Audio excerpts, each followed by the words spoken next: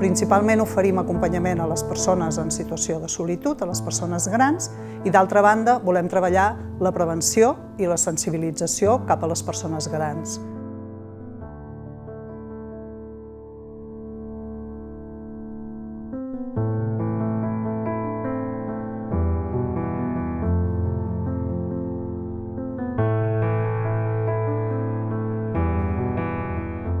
Avui el que hem fet, hem fet una pràctica de meditació guiada i la veritat és que estic encantada. És un espai, trobo meravellós, el de conversa i amistat, perquè ara hem vist que la part social importa i importa molt. De fet, és una qüestió mèdica.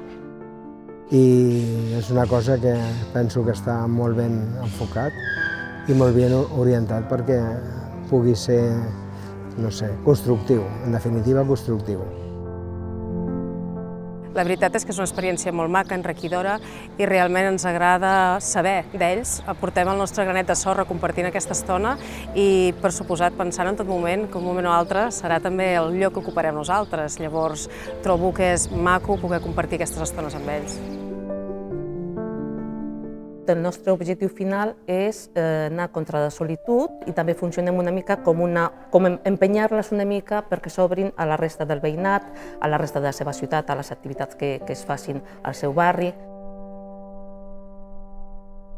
Jo, per mi, és com més que la meva germana, perquè l'estimo, no l'aprecio, l'estimo. Ara no, ara estic aquí, estic acompanyada, però jo estava sola.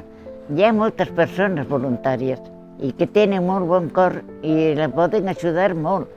I m'agrada molt perquè trobo que la gent gran és com una font de saviesa.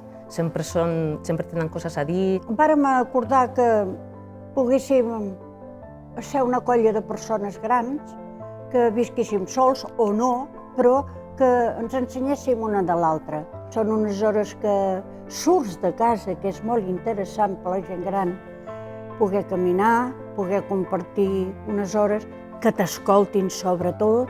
És agradable vindre i si hi ha gent que me sent i que me veu i que no dubtin d'apuntar-se, que com més serem més riurem.